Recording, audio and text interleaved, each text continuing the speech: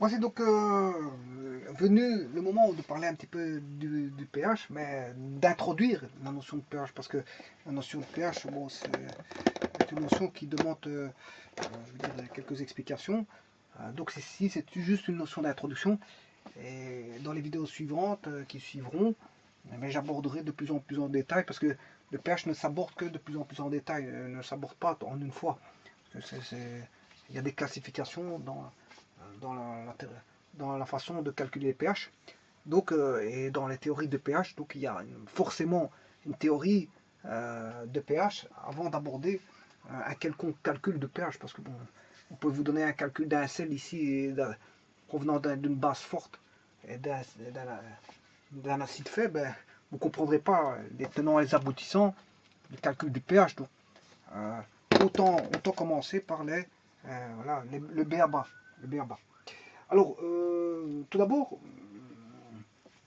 dans pH, il y a un mot P, bon, que beaucoup de gens se posent la question, qui, qui ont été cherchés, je veux dire, à certains endroits en pensant que le Suédois Sorensen, en 1909, pensait que c'était bon, une puissance qui définissait le P par potens, qui signifie puissance. Mais je ne crois pas que c'était ça. Le P, c'est tout simplement le cologarithme, moins logarithme de quelque chose. Voilà. Le cologarithme, il l'a utilisé dans le Ka, donc fatalement, on le retrouve dans les constantes d'acidité, pKa, constante de basicité, pKb. Voilà. Euh, donc on le retrouve pour certaines raisons que je vais expliquer justement dans cette vidéo-ci.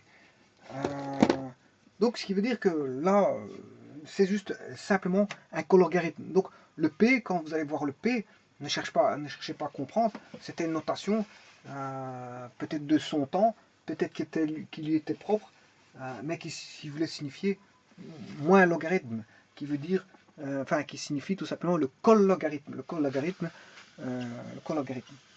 Alors, le col-logarithme de quoi? De quoi? Eh bien, il faut savoir que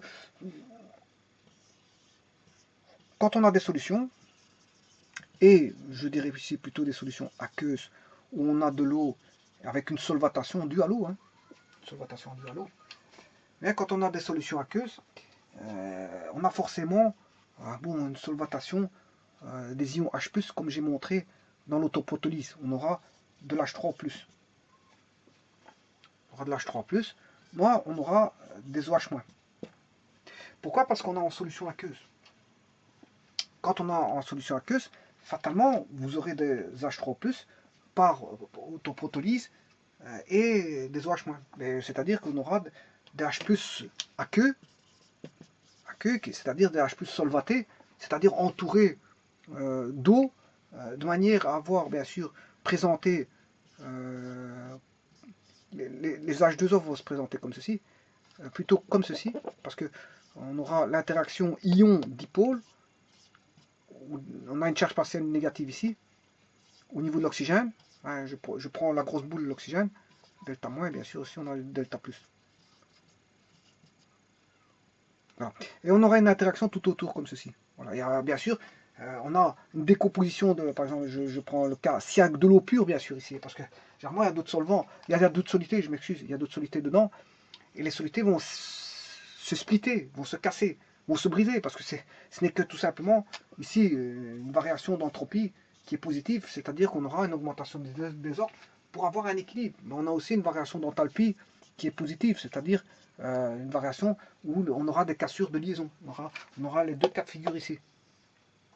Delta H positif, prise d'inversion dans une convention déterminée, voilà, delta H positif, et on aura, bien sûr, delta H positif, je définis le delta H positif ici, c'est le système qui reçoit de l'énergie de l'extérieur. Hein. Voilà, c'est le système qui reçoit de l'énergie de l'extérieur. Voilà, c'est ma convention ici. C'est le système qui reçoit de l'énergie de l'extérieur. Parce que j'aurais pu faire une convention tout autre, qui était delta H négatif, et que je dis à ce moment-là que c'est le milieu extérieur qui fournit de l'énergie. Bon, moi, j'ai pas pris cette convention-là, j'ai pris cette convention-là. Bon, il y a des conventions altruistes, des conventions égoïstes, des conventions bon, mixtes. qui font altruisme, égoïsme. J'ai fait une vidéo là-dessus, vous pouvez la voir, elle se situe dans thermodynamique. Voilà, mais sachez que OH- va être solvaté aussi. On aura des OH- à queue, des H3O+, à queue, d'où on note ceci. Comment indique-t-on ceci? Mais que H3O+, va être entouré d'H2O. Combien? Ben, M, je ne sais pas. Il y en a M. Et que les OH- vont être solvatés ou hydratés, entourés de molécules d'eau. Il y en aura combien? Je ne sais pas. Et il y en aura N. N de Nestor, N de Martin. Je ne sais pas. Et voilà, elles sont solvatées. Mais ça, c'est l'équivalent d'écrire H+ à queue. Et c'est l'équivalent d'écrire OH- à queue. Parce qu'on a en solution à queue, c'est qu'ils vont être solvatés. Il y aura un phénomène de solvatation voilà, qui va casser les liaisons et qui va disperser voilà, dans toute la solution le soluté. Enfin, les ions cassés vont être dispersés dans toute la solution. Voilà. Mais ça, s'il n'y a pas d'ambiguïté, si on sait bien que ce sont des ions solvatés, on peut écrire ça. Hein. Voilà. Il n'y a pas d'ambiguïté, on peut écrire ça, il n'y a pas de problème. Ouais, sachant qu'il n'y a pas d'ambiguïté, parce que si vous maintenant vous ne comprenez pas que ce sont des H3+ qui sont solvatés dans l'eau, là à ce moment c'est un petit peu délicat. C'est un petit peu délicat. Et donc, justement, dans les H3+, il y a la présence d'H3O+, et je peux dire, bon, s'il n'y a pas d'ambiguïté, les H3+, c'est H+, en solution aqueuse, voilà, s'il n'y a pas d'ambiguïté, et il contient de OH-. Pourquoi? Parce qu'on voilà, on est dans une solution aqueuse. Dans une solution aqueuse, fatalement, on a de l'H+, on a de l'H3+, et on a de l'OH-. Alors bon, quand on avait une certaine quantité d'H+, ben, on remarquait que, bon, auparavant, il désignait, si vous voulez, le terme acide, des substances qui avaient en commun certaines propriétés, dont les plus typiques étaient la saveur. Quand il y avait une saveur, voilà, une certaine saveur piquante, c'était aigre, comme par exemple le vinaigre, c'était aigre, eh bien, c'était voilà, considéré comme acide. Alors, il y avait d'autres manières de voir que c'était acide au travers à travers des hydrolyses. Hein. Des hydrolyses, voilà, quand on faisait une hydrolyse, on pouvait regarder la conductivité électrique avec libération d'hydrogène, donc d'H+, à la cathode par exemple. Si on avait une libération de H+ à la cathode. L'action sur certains colorants naturels.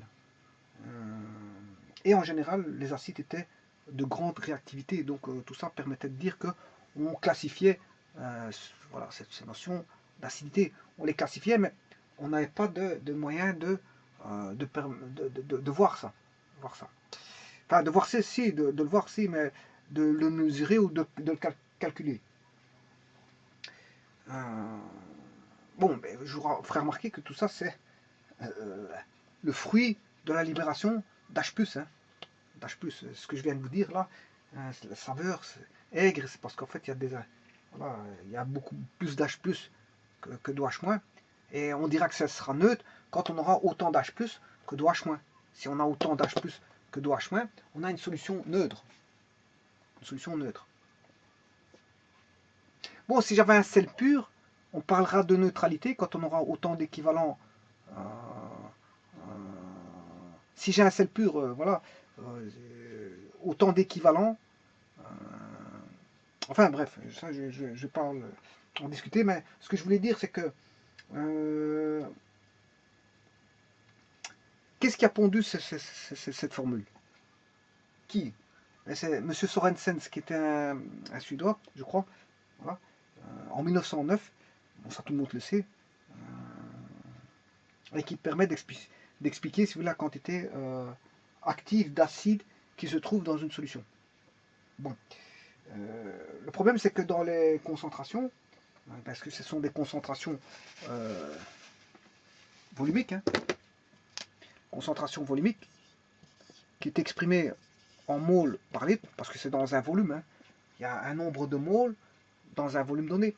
Donc ce sont des concentrations volumiques.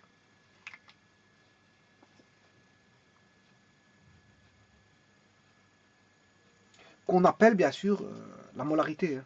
Le nombre de moles par litre, c'est la molarité. Voilà. Et s'il y a, la molarité, on peut parler aussi de normalité en faisant intervenir les équivalents, les équivalents grammes. On peut parler en N ou en M, et je vous avais dit que le N est égal à M si on a un équivalent gramme. Par exemple, si je prends du HCl, ben, ça donne du H+, plus Cl-. Ben là, on a un équivalent d'H+, pour un équivalent de Cl-. Donc là, on a un équivalent, il n'y a pas de problème. Le M égale N dans le cas de HCl ou de NaOH, parce que là, c'est pour un acide, mais pour un équivalent basique, c'est le nombre de OH-, nombre d'équivalents d'OH- par rapport à celui qui vient s'attacher à l'OH-. Et pour les sels, ben, vous faites le ppcm entre, voilà, entre les valences des éléments qui sont attachés pour les sels. Voilà, la définition d'équivalent n'est pas la même pour l'acide, la base ou un sel. C'est ça que je veux dire. Bon, mais en tout cas, tout ce que je peux vous dire, c'est que la concentration se mesure en moles par litre, et que c'est le nombre de moles dans un litre. Et que c'est ça qui importe ici. C'est ça qui importe, c'est la concentration en volume par litre. En volume par litre. C'est-à-dire le nombre de moles par litre. Nombre de moles par litre. Voilà. Et donc, Sorensen a voulu justement... il a proposé justement une formule en 1909 qui permet justement d'expliquer, d'expliciter, si vous voulez, la quantité active d'acide qui se trouve dans une solution. Et lui, il a permis, au travers d'une formule, de voir la chose, au travers de la concentration. Bon, comme il savait bien que c'était les H+, qui étaient libérés, pour parler en termes d'acide, il va prendre la concentration en H+, ou H3+, parce que c'est plus H3+, c'est l'H+, en solution aqueuse. Alors, on voit bien que si il n'est pas acide, c'est qu'il est probablement basique en dessous d'un seuil. Mais que le seuil qui permet de dire qu'il n'est ni basique ni acide, mais c'est la neutralité. La neutralité, c'est-à-dire que bon, il y a autant de H3 que de OH-. Si la concentration en H3 est égale à la concentration en H3 en OH-, comme c'est le cas de l'eau, je ferai le calcul dans l'autoprotolyse et je vous montrerai que, les concentrations sont égales et donc fatalement qu'il y a une constance. Et que pour l'eau pure, il y a une constance qu'on appelle la constante d'eau, la constante d'ionisation de l'eau pure à 25 degrés, bien sûr, elle est sous une atmosphère. Oui, ici il n'y a pas besoin d'atmosphère parce qu'on n'est pas dans les gaz, c'est juste. On n'est pas dans les gaz, mais je m'excuse, on n'est pas dans les gaz, donc il n'y a pas d'atmosphère, quoique, pourquoi pas, je veux dire, on pourrait faire un laboratoire, je veux dire, de solutions respectant la température de 25 et 1 atmosphère, hein, pourquoi pas.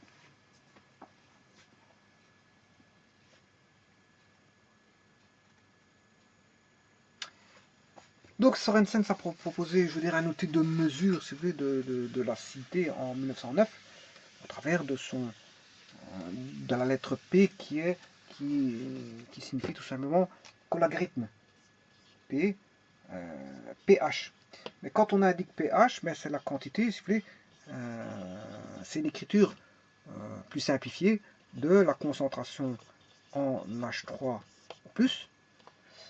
qui est aussi la même chose que la concentration H+, en solution aqueuse, parce que la concentration H+, en solution aqueuse sont des ions H+, H3+, c'est-à-dire des ions H+, qui ont été solvatés. C'est des ions H+ solvatés. Maintenant, s'il n'y a pas d'ambiguïté, on dira que c'est la concentration en H+. Donc le pH est la concentration en H+, mais sans perdre de vue que c'est la concentration en H+ aqueux, mais que ce sont les H3O+, ce sont les H+ solvatés. Alors pourquoi a-t-il pris le logarithme? C'est tout simple ça.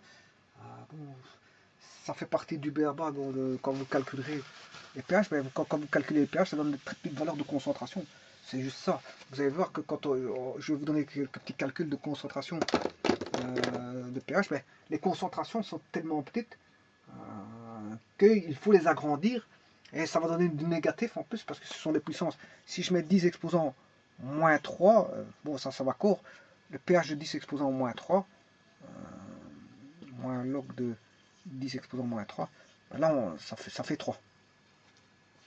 Parce que le log ça va donner moins 3, c'est le log en base 10, hein.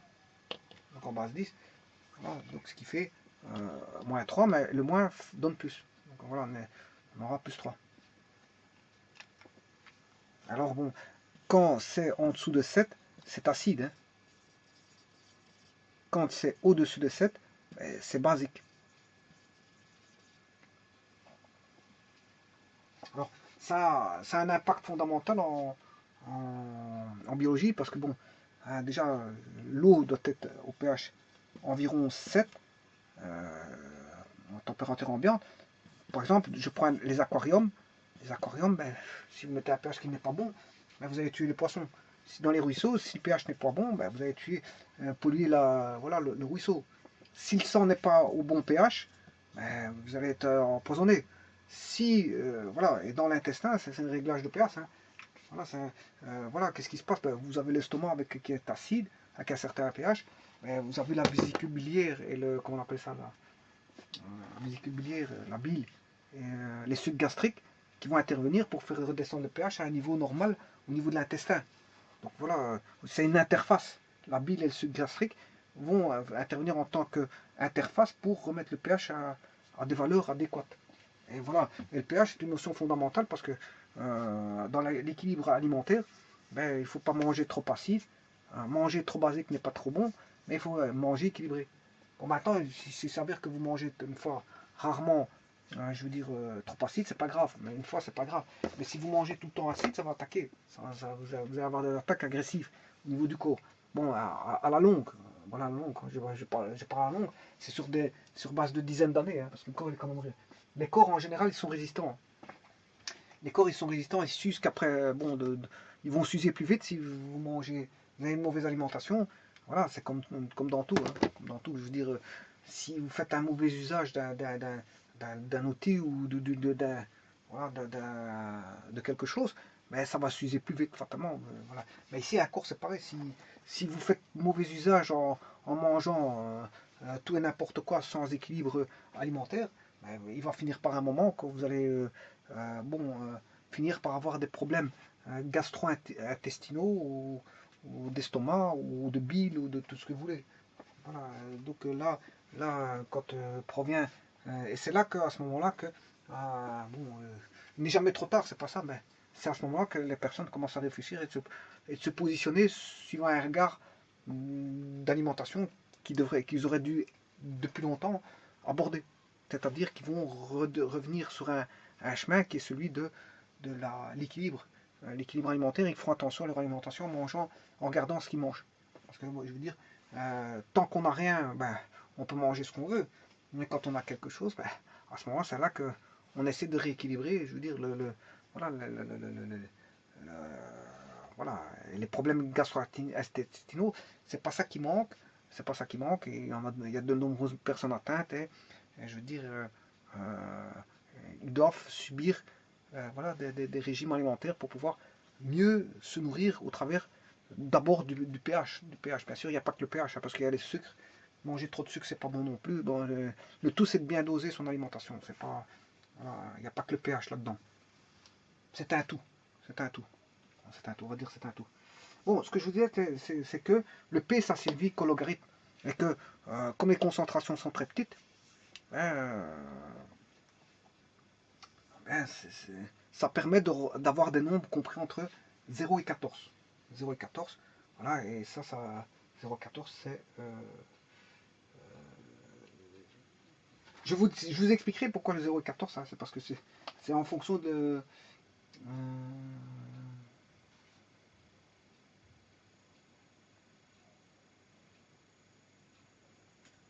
c'est en fonction... Je ne connais pas les valeurs de pH, de de l'estomac. Hein, mais l'estomac a un pH acide, je crois.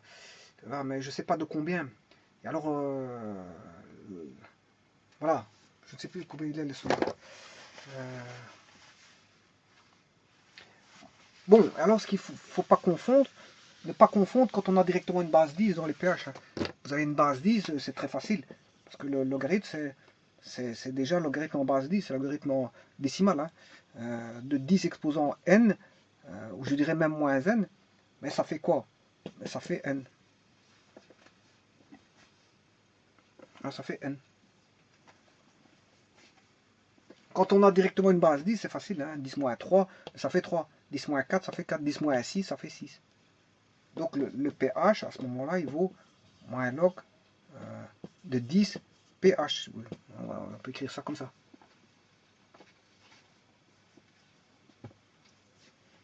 Bon, quand on a une base 10, mais quand on n'a pas une base 10, c'est un peu plus délicat. Par exemple, j'ai 3,4. Moins log de 3,4 fois 10 moins 2, ça ne va plus comme ça. Hein. Vous ne pouvez pas mettre directement ce que je viens de mettre. À ce moment-là, il faut adopter la formule et retirer, puis il y a les formules de logarithme, si on sait retirer les bases 10. Hein. Voilà. Là, c'est l'usage des logarithmes. C'est l'usage des logarithmes qui permet de faire ça. De toute façon, quand ça viendra le cas, je ferai ce genre de considération.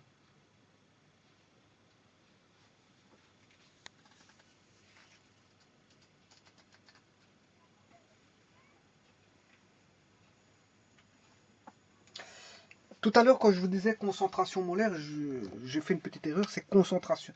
Quand je vous disais concentration volumique, c'est concentration molaire volumique. Hein. Concentration molaire volumique. Hein. Ceci, c'est une concentration molaire volumique, parce que ça donne bien le nombre de moles à travers d'un volume. Concentration molaire volumique. Qu'on appelle petit c, qu'on peut appeler grand c, qu'on peut appeler petit a. Hein, voilà, dans les équilibres, si vous voyez ceci, c'est une concentration molaire volumique.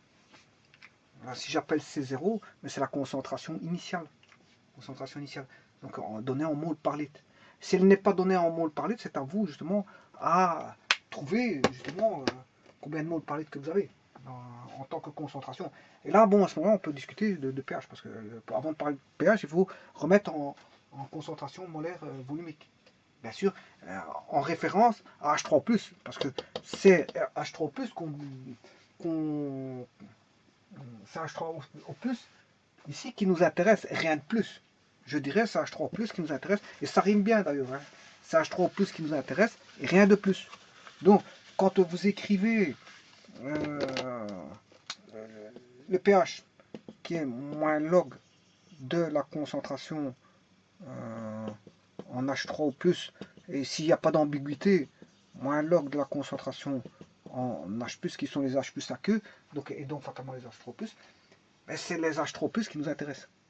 Alors, connaissant les H3+, on peut trouver les OH-, parce qu'il y a une relation qui lie les H3+, et les OH- quand je verrai la formule à adopter qui lie les H3+ aux OH-. Donc, si vous connaissez les H3+, vous pourrez trouver les OH-, parce qu'il y a une constance. Je vous ai dit qu'il y a une constance dans les solutions, qu'elles soient solutions d'eau pure, c'est-à-dire autopotolyse, ou solution d'eau non pure, hein, c'est-à-dire de l'eau mélangée avec une autre substance, ben, la constante sera toujours là. On aura toujours la constante de l'eau. On aura toujours la constante de l'eau. Bien sûr, à une certaine température, parce que je vais changer de température, vous allez voir que ça va changer. Je vais vous prouver tout ça, que ça va changer en fonction des températures.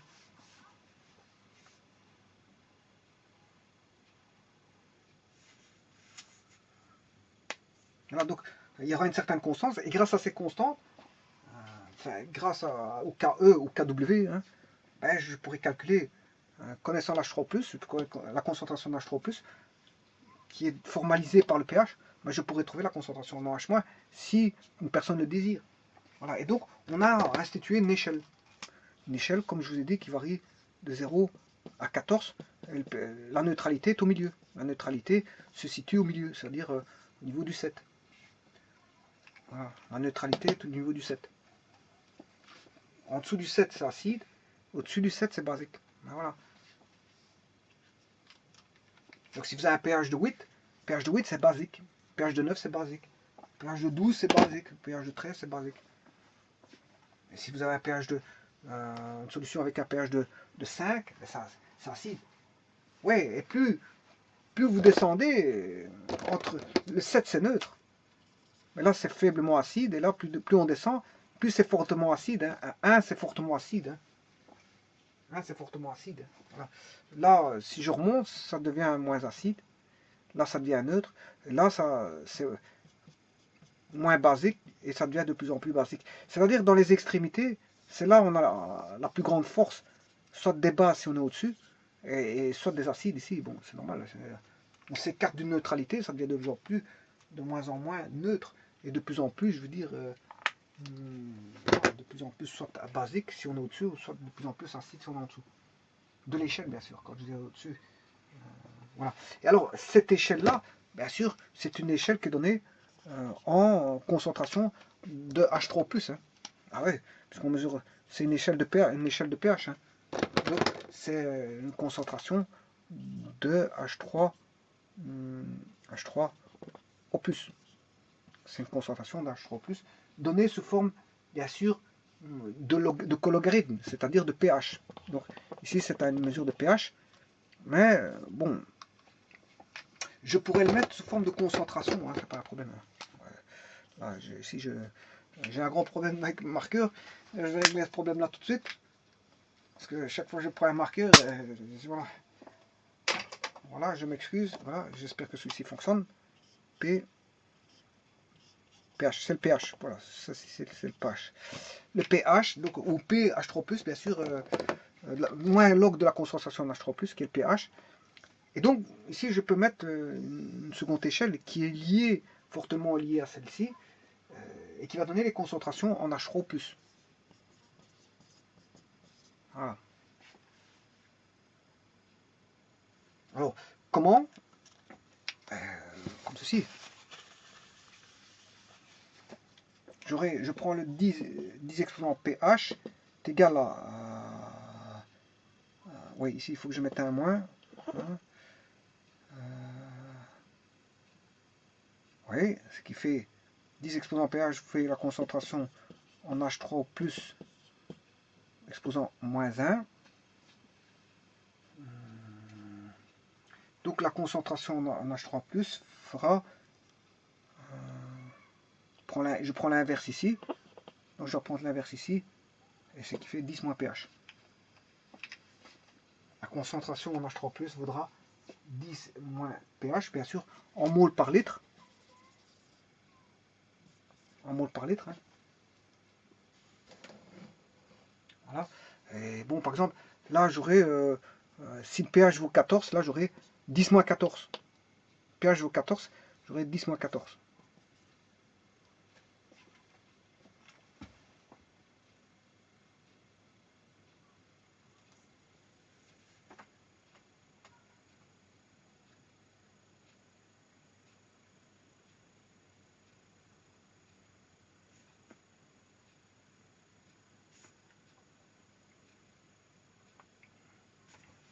Donc j'aurai 10 moins 14, 10 moins 7. Voilà, et là, pour le 1, 10 moins 1. Pour le 1, j'aurai 10 moins 1. Voilà. Donc vous voyez que ici, 10 moins 14, c'est 0 suivi de 14. C'est 14 0. C'est 10 exposant moins 14, c'est 1, 2, 3, 4, 5, 6, 7, 8, 9, 10, 11, 12, 13. J'ai 14 0 avant d'avoir le 14 là-bas. 10 moins 4. Enfin, avant d'avoir le 1, je m'excuse.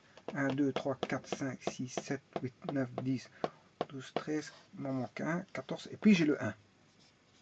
Voilà, 10 exposant moins 14. 1, 2, 3, 4, 5, 6, 7, 11, 12, 13, 14. J'ai 14 0. 14 0. Vous voyez que une concentration très petite comme ça, presque nulle, vous comprenez que c'est presque zéro. La concentration en H3O+, elle est presque nulle, mais c'est fortement basique, hein. C'est ce que ça veut dire. Voilà. Maintenant, si on a ceci, 0, en concentration en H3O+, 1, 2, 3, 4, 5, 6, 1, 2, 3, 4, 5, 6, 7, puis je mets 1, là, on est neutre. Une solution neutre, c'est ça. C'est une concentration en H3O+, qui vaut 0,000001 mol par litre. Voilà, là, elle est neutre. Alors que 10-14, c'est basique. Hein. Il y a presque rien en H3+. 10-7, on commence à... Voilà. Maintenant, on ne peut pas dépasser. On peut pas dépasser un stade. Hein, je vous le dis tout de suite. Hein, voilà, parce que la concentration en H3+, ne peut pas être dépassée du fait de la constante de dissociation de l'eau. Voilà, on ne sait pas dépasser une certaine conductivité dans l'eau. Voilà, qu'on ne peut pas... La conductivité de l'eau va dissocier jusqu'à un point maximal. Elle va dissocier jusqu'à un point maximal. Elle ne sera pas dissociée plus. Enfin, c'est parce que justement, on a une dissociation de l'eau pure, on a une conductivité de l'eau pure qui va faire en sorte qu'on ait une dissociation maximale, pas plus. Si la conductivité était plus grande, on aurait une plus grande dissociation. Ben là, la conductivité, pour l'eau pure à 25 degrés, par exemple, si je prends l'eau pure à 25 degrés, ben, elle aura une forme de constance, que vous verrez dans les calculs que je ferai.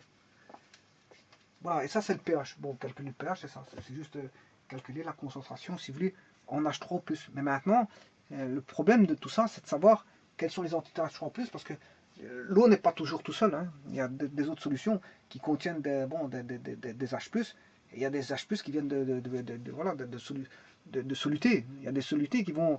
Il y aura les H+, de l'eau, mais il y aura les H+, de solutés. Voilà, il faut tenir compte de tout pour voir qu'est-ce qui va intervenir dans la concentration des H+. Il y a des H+, qui seront au sein de la solution, mais de la solution, enfin au sein du solvant, mais il y a des H+, qui vont intervenir de manière extérieure, au travers de solutés. On va introduire des H+, au travers des composants, des substances, qui vont faire en sorte qu'on va augmenter la concentration en H3O+ dans la solution. Voilà. L'augmenter ou la diminuer, ça dépend. Ça dépendra. Et donc ça fait toute une étude, enfin un cadre d'étude pour voir justement quels sont les cas de figure qui vont apporter justement ces H3O+. Quels sont les cadres de figure qui vont donner ces H3O+. Voilà, je vous remercie.